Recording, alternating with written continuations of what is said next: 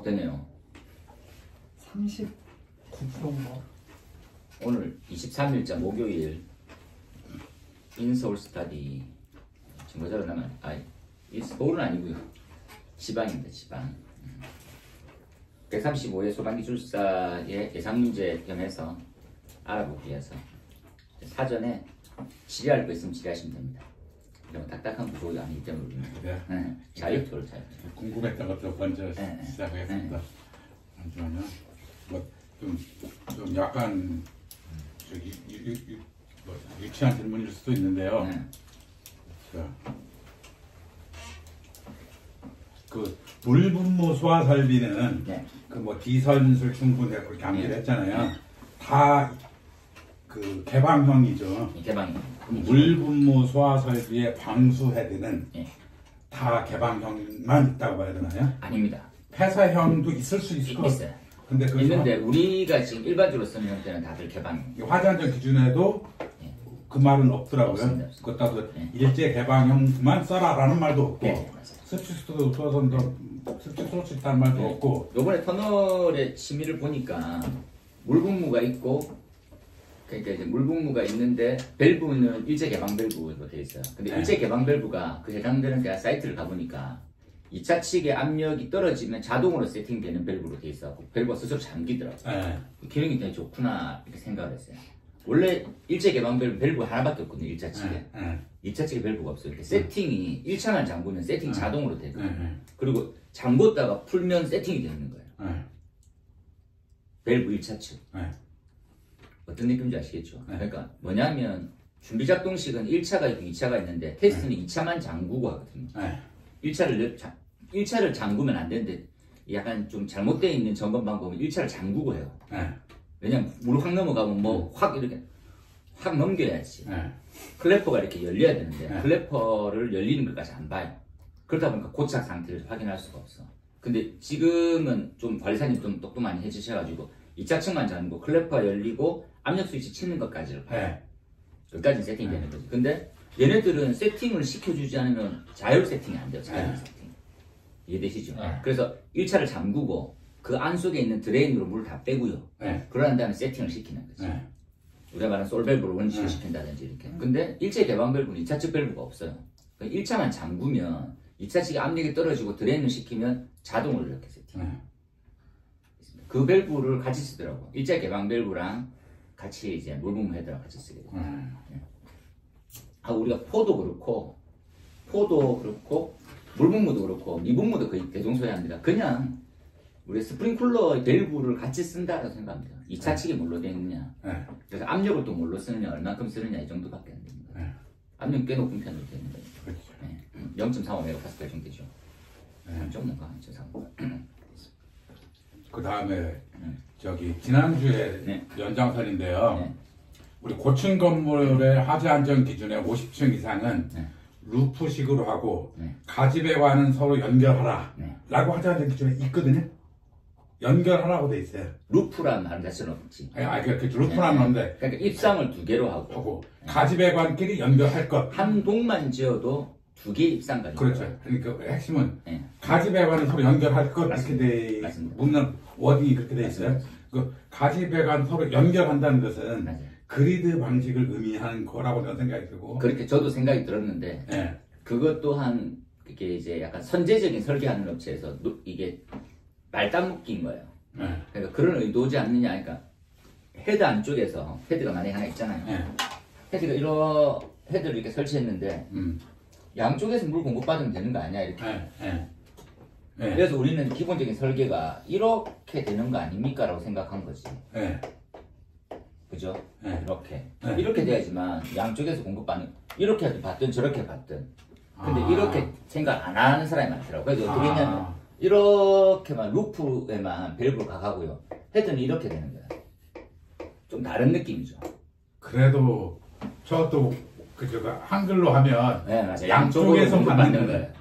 양쪽에서 가지게 이게 뭐한 짓이냐. 내가 이제 브레이크를 걸었지. 그렇지만 그렇게 다 합니다 라고 해서 위험에 넘어갔어요. 제가 엄청 세게 브레이크를 걸다가 그냥 뭐 그렇게 설계하면. 근데 지금은 말씀하신 대로 그리드처럼 하려고 노력을 해요.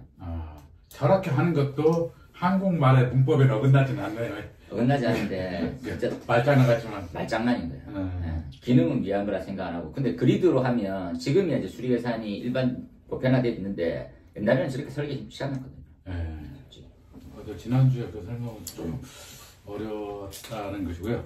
그 다음 질문이 연결 살수 설비에 보면 연결 살수의 설비에 보면 이렇게 그 구역별로 두더치고 구역별로 헤드가 10개 미만이고 두더치고 선택 밸브란 말도 다다다다 되는데 거기서 가장 어려운 말 중에 저기 뭐시냐 자동 결방 밸브라는 말이 있거든요. 그래서 선택 밸브를 줄 때는 그 경계구역 일람도 연결 송수관 설비에 경계구역 일람도를 여기다 두지 말고 선택 밸브 옆에다 둬라라는 말이 있는데 그다음에 자동 개방 밸브에 따른 선택 밸브를 사용하는 경우에는 그다음에 그 시험 장치를 방수역 구역 안에 뿌려보지 않고 시험할 수 있어야 된다라는 말이 있는데 근데 그 말은 무슨 말인지 알겠어요. 근데 자동 개방 밸브가 대체 뭐지? 우리가 흔히들 말하는 그 습식 유수건 그냥 물 검지를 하면 그 살수사비에서 자동 그러니까 선택 밸브도 알겠어요. 그 길 건너면 봤거든요. 그 조그만 상가에서. 근데 연결 산수 설비 자동 개방 밸브가 대체 뭘까? 라고 해서 생각을 했는데 그게 무슨 뭐 소위 말하는 그 습식 유수검지일까? 그다음에 패들형 감지일까? 뭐 이건 도대체 모르겠더라고요. 근데 이건 둘 다 의미가 다 포함되어 있을 것 같아요. 어차피 뭐 그냥 원래 이제 원문구는 신호받으면 열리는 밸브에 정형화되어 있거든요. 그러니까 평상시 닫혀 있다가 주로 많이 쓰는 것들은 준비작동식이 대표적인 그런 예거든요. 그렇죠. 그러니까 그런 방식들의 일례를 되는 거지. 그렇다고 해서 그 지하실에 헤드 10개, 섹터 여러 개 있지만 그럼 여러 개 세트별로 소위 말하면 준비작동식 뭐 솔밸브를 딱 걸어서 하나로 넣는데 거기만 열리게 되면 괜찮다 이런 개념이죠. 그러려면 예를 들어서 준비작동식 비슷한 것을 각 구역별로 다 둬야 된다는 얘기 아닐까요? 그렇죠. 그죠? 그러니까 그 송수구역만 그걸 송수구역. 그 이론에만 있지 현실적으로 어렵겠네 그러면. 근데 이제 이게 뭐 많지 않거든요. 기본적으로 하니까 약 10개 헤드가 우리가 지금 이제 그 일반 헤드를 쓰지 않고 이제 3.2m짜리 살수 전용 헤드를 만약에 쓰게 되면 그냥 한 실 좀 큰 실을 담당하는 송수구 이렇게 되는 거거든요. 근데 외부에 있는 송수구를 거기 있는 구역별로 다 설치하기는 솔직히 불가능하잖아요. 그렇죠. 그러다 보니까 지금 이런 밸브를 설치하고 추가한다 생각하시면 될 것 같아요. 수험생 입장에서 이제 실무자가 아니고 수험생 입장에서 그리고 이제 연결 살수는 되게 기본 개념이 일반적으로는 그냥 소방대가 와서 밀어 넣어주는 역할이지 않습니까? 이렇게 생각하지만 그거 다음으로 생각하면 옥내 소화전하고 연결돼 있어요. 그러죠. 옥내 소화전하고 연결해도 돼요. 그러니까 어차피 송수량만 만족되면 그러면 화재 발생해가지고 그게 작동되면 그냥 물이 넘어가게 되는 거거든요. 가능하게 돼 있어요. 그 다음에 연결 송수관 설비에서 예를 들어서 70m 이상이면 가압 송수 장치가 있어야 한다. 맞아요. 그 다음에 31m가 넘으면 습식으로 해야 된다. 그래갖고 31m는 습식 아니어도 된다. 그러면 31m, 예를 들어 35m라면 그때는 가압수 펌프하고 연결 안 해도 된다는 얘기죠. 그렇죠.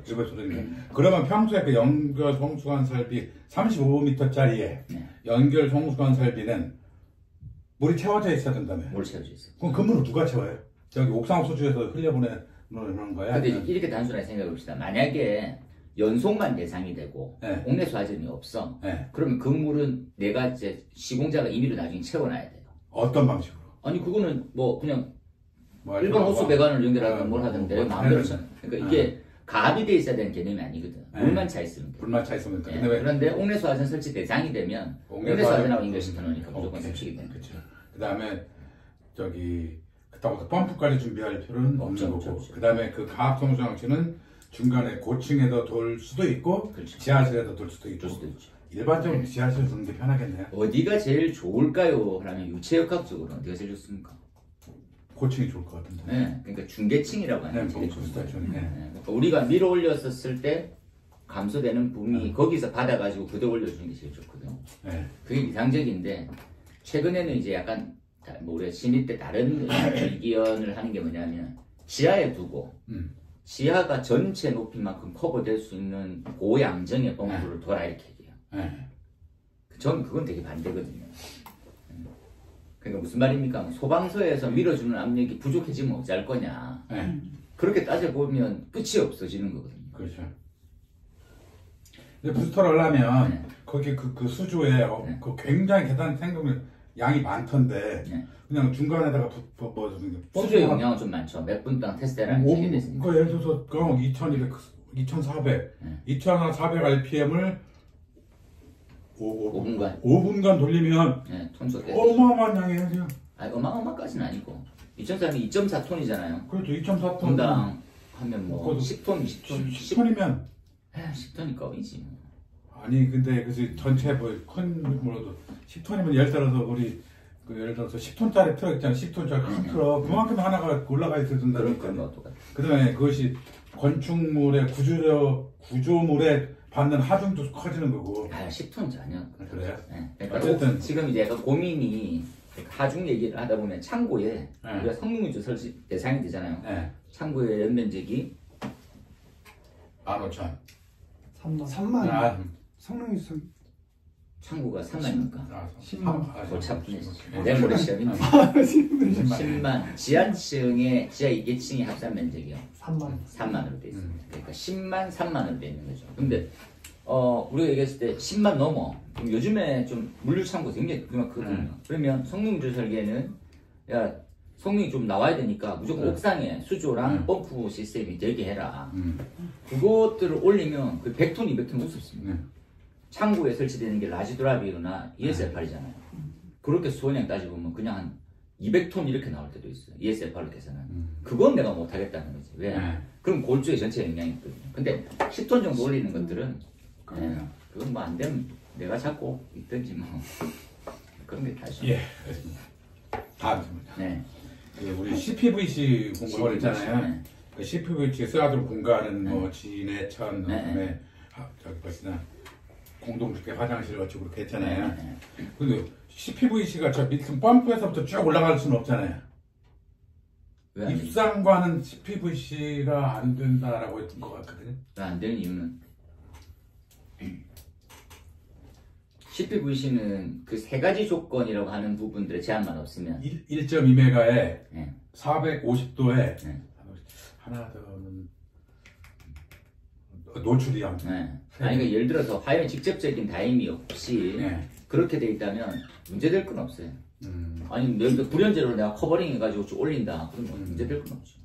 근데 이제 그게 내압을 견딜 수 있는 시험이 돼 있느냐가 먼저 그렇죠. 봐야 되는 거예요. 내압이 1.2메가 제한이 걸린다고. 그래서 아니 근데 우리가 딱 보면 그 압력이 걸리지 않는 거는 다 그 플라스틱 관을 쓰고요. 압력 걸리는 관들은 조심스럽거든. 근데 우리는 1.2까지는 제한을 뒀지만 두고 있으니까. 진짜 듣는 것은 그러면 이제 예를 들어서 입상과는 그 탄소광 관과는 같이 생겨죠. 그러면 저 옆에 그 내화 보조는 이런 데는 플라스틱을 10% 쓰고 싶어. 그러면 그 연결을 어떻게 해야 돼요? 그러니까 뭐 부속류가 있잖아요. 아니 우리가 나용불 그 금속 그 뭐 용접하는 연결하는 거잖아. CPVC하고 산하고 연결하는 것은 한 번도 이게 이제 어떤 부속류가 있었냐면 CPVC 배관이랑 철제하고 연결하는 부속류에서 자꾸 누설이 생기는 누수가 생깁니다. 그것들 하나로 만들었던 형태를 인증품화 시켜가지고 그걸 쓰게 했어요. CPVC하고 산은 그 관과하고 그 연결 부속류를 그래서 많이 새거든. 근데 그거 그렇게 했고 나머지는 또 많이 새는 부위가 있는데 그 새는 부위는 새지 않는 부속류를 해가지고 대체할 수밖에 없어요. 새지 않는 부속류가 있다. 새지 않는 건 정해져 있는 건 아닌데 그건 엔지니어 입장에서는 이게 안 샌다는 거죠. 좀 내가 볼 때는 좀 쉬운 일은 알 것 같다는. 뭐 첫 번째는 그냥 두 개를 접합시켜서 본드로도 접합시키고 있는데 다양하게 있는 거죠. 진짜 기계 설비도 많거든요. 부속류가. 그 옛날 교재인가 옛날 화살인가 그 CPVC가 있고 GRE라는 게 있다고 그러는데 그 GRE도 지금 쓰고 있는가? GRE가 고장력 뭐 그거 아닙니까? 모르겠어. 뭐 저는 화이버 저기 뭐죠? 화이버 같은 거 아닌가? GRE가 예를 들어 군에서 쓰는 투구 뭐 이런 데다 그게 무슨 화이버가 줄다치고 했잖아요. GRE 파이프. 네. GRE 파이프. 2020년도 화재 안전기준 해설서에 그라파이트. 피버 그래스 파이프 고압용으로 써가 있는. 우리 지금 안 쓰잖아요. 안 쓴다. 오케이 알겠습니다. 그다음에 대부식성 간. 시한 배수를 들어갑니다. 그다음에 저기 이번에 해설서 새로 나온 거 보면서 그 잠재적인 어떤 퀘스천이 질문이 또 나왔는데 화재 안전 기준에 보면 그 뭐라고 하죠? 그 출입문 개방 시 저기 뭐 물론 뭐 거기에 그 40파스칼 뭐 저기 뭐냐 저기 뭐라고 하죠? 40파스칼 나오고 12.5파스칼 나오고 그다음에 그러니까 출입문 개방 시 비개방 제한 구역과 옥내와의 차압은 기준 차압의 70% 이상일 것 이렇게 돼 있잖아요. 여기서 그 비개방 제한 구역이라 하면 저는 그 타층인 줄 알았어요. 타층, 비개방층. 근데 이번에 그 해설서 새로 나온 거 보면 마치 타층이 아니고 여기 보시면 여기에 대형 구역이 있어요. 그런데 이제 옥내가 있어. 그러면 여기하고 차압은 오케이 그 48이 나오고 비개방 지역 계단 쪽 여기는 40파스칼 70%인 것처럼 해서서 그렇게 나와 있더라고요. 아니 그렇게 하면 안 됩니다. 그냥 그 의미를 압력이 차긴 차죠. 네. 찰 수밖에 없잖아요. 나중에. 네. 그러니까 무슨 말이냐면 우리가 이제 부속실에 바람을 막 넣는데 나중에 생각해 보면 계단실에 압력이 가득 차 있어요. 네. 그러니까 여기 보면 여기서는 그 해설적이 몇 페이지인지 모르겠는데 여기서 오는 그러니까 저는 타층으로 하고 있었거든요. 비개방층 제형구역이죠. 근데 옥내의 계산실을 의미한다 이렇게 돼 있거든요. 그러니까 이제 이 순서대로 딱 보면 제형구역을 어디로 봅니까 가잖아요. 그러니까 부속실. 네, 부속실만 얘기해요. 그렇죠. 네. 그 부속실하고 나머지 부분은 어떻게 해라. 그러니까 비개방층 제형구역은 밑에 있는 층. 그렇죠. 근데 그러니까 우리가 이제 그 주된 거는 지금 재현 활동이 되고 그 문이 열려 있는데 나머지 층에 있는 재현구역에서는 원래 우리가 목표했던 40파스칼이나 50파스칼 나오기 때문에 거기에 70% 이상은 계속 바람이 들어가져 있어요. 그렇죠. 특히 비개방층이라고 해서 이번 해설서에는 마치 비개방층이 그 다른 타층을 말하는 게 아니고 부속실이 있고 거실이 있고 계단실이 있다면 여기는 개방층. 계단실 쪽은 비개방층 이런 식으로 설명되어 있더라고요. 그렇게 설명이 돼 있을 수도 있는데 그렇게 하려고 하면 계단실을 뭘로 봐야 됩니까? 하면 제형구역으로 봐야 되는데 우리 시스템은 그렇게 안 돼 있어요. 이번 해설서에 우리가 만약에 계단실을 재현 공간으로 재현구역으로 보겠다라고 하면 그 말이 맞는데 그게 아니면 되게 해경님 가번에 그 저자분하고 물어봐 주세요. 누구? 이거 안녕 교수님이요? 네.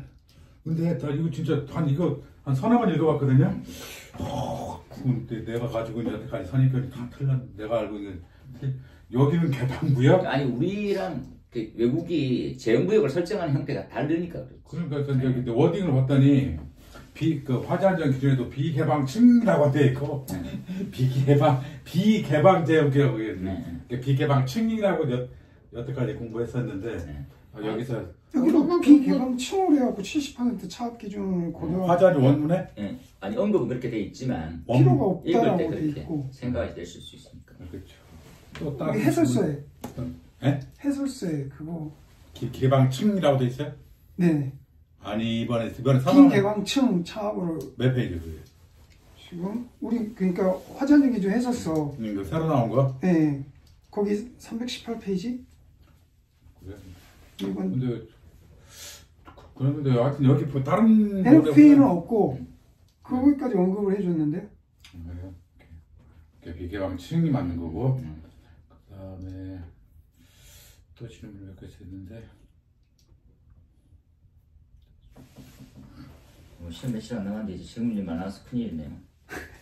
질문을 하면은 근데 다행인 것 다행인데 같아서. 저희가 물어서 다행이다 이제 생각해요.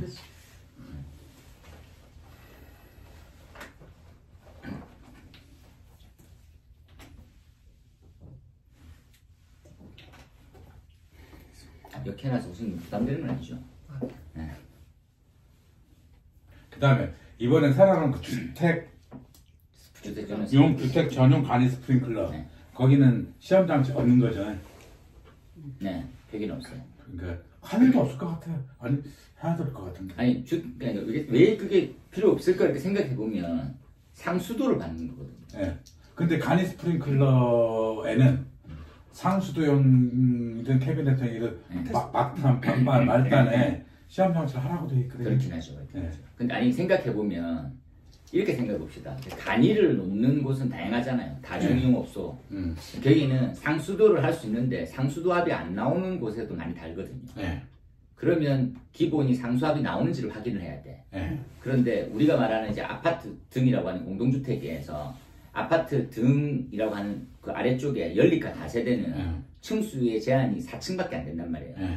그러면 지상층에서 4층까지에 대해서 압력이 안 나온다. 그건 있으면 좀 이상한 거지. 기본 베이스가. 예, 그렇게 시작되는 거죠. 네. 우리 지금 꽤 많이 나오는 한 5kg 나오더라고요. 보통 이제 아파트 대단히 보면 이제 들어오는 압력 자체가 5kg 정도 된다. 제가 그 호기심이 있어서 찾아봤거든요. 그랬더니 그 상수도 공사에서 그러니까 기본이 0.4메가파스칼 네 기본이라고 그러고 그 다음에 그 지형에 따라서 맞아요. 좀 허용치가 있다라고 그러더라고요. 그렇죠. 그러니까 0.4니까 40m 정도 되고요. 그래서 저는 공격 5kg 정도 됐었거든요. 그렇죠. 그래서 저도 평지 있는 그 정도 나오고 약간 높은 데는 조금 더 낮고 이렇게. 그 다음에 이제 그것을 그 수자원 공사에서는 그 레귤레이션을 정하기 어려운 게 예를 들어서 저는 20층에 살거든요. 1층 사는 놈하고 1층 사는 놈하고 상수 수도합이 다를 것이 뻔하고 아니요. 그러니까 그렇게 따질 필요가 전혀 없는 게 20층으로 사는 사람이 아니고 3이면 배관이 올라가는 건 이해되는데 20층이면 1층에 들어오는 압력만 생각해야지. 그러죠. 그다음에 그래서 이제 그것을 이렇게 우리 화재 안전 기준에 수압이라는 게 다 정해져 있지만 수자원 공사의 그렇죠. 상수도 공사에서는 그냥 기본 0.4메가파스칼 그 다음에 왔다리 갔다리 하거든. 그 다음에 네가 공사업자는 네가 나한테 물어봐서 내가 알려줄게. 이렇게 한다고 그러더라고요. 맞아요. 그래서 지금 전에 말씀드린 대로 우리가 이제 일반 수도 사업자라고 보통 부르거든요. 그들을. 근데 그들이 소화전의 위치, 우리가 공용으로 쓰고 있는 소화용 수설비죠. 그게 가장 많이 분포라면 좀 그렇고 거기에 배치를 그들이 갖고 있어요. 일선서도 그걸 잘 몰라요. 그렇죠. 정확하게 아는 건 그들이 제일 많이 알고 있어요. 왜냐하면 이게 쓰면 자기가 돈을 갖다가 청구해야 되거든. 그리고 걔네들한테 물어봐야 된다고 그러고. 맞아요. 그렇게 물어봐가지고 그러니까 그 물어봐야 되는 걸 태클을 어떻게 거냐면 일반적으로 공용으로 설치되어 있는데 단지를 이렇게 허가를 이렇게 묶어서 주잖아요. 그래서 재개발 재건축을 하잖아요. 그럼 그 단지 내에 17개나 20개 정도의 소화전이 있었어. 공용. 그걸 나중에 그 위치대로, 그 위치는 아니지만 그 개수만큼을 넣어줘야 돼. 그래서 소방서에서 야, 내가 나가서 나중에 볼 테니까 그게 돼 있는지를 확인해줘. 아니면 중간에 빼먹을 수 있잖아요. 그렇죠. 그 다음에 예를 들어서 내가 어떤 건축, 시행사가 말해 6층짜리 빌딩을 지어서 다중업소를 이렇게 한다. 그러면 수압이 1층하고 2층하고 다 다를 거 아니에요. 그러면 이제 성수가 나 6층 모르겠고 지상 2층에서 몇 파스 그 무슨 동 저기 노량진 몇 동 거기는 0.35메가파스칼 나온다니. 그 다음부터 네가 알아서 하라니 라고 한다고 알려주는 거잖아요. 궁금했던 질문은 여기까지. 교수님은? 저 없습니다. 없어서 될 일이가. 마지막 하나. 저기 터널에 그 방음 터널 어쩌고저쩌고 하면서 원격 산수 설비 나왔네. 원격 산수 설비 리모컨 원격지에서 수동으로 처리할 것을 권장한다 이렇게 돼 있더라고요. 근데 이제 이게 터널은 거의다가 원격으로 돼야 돼.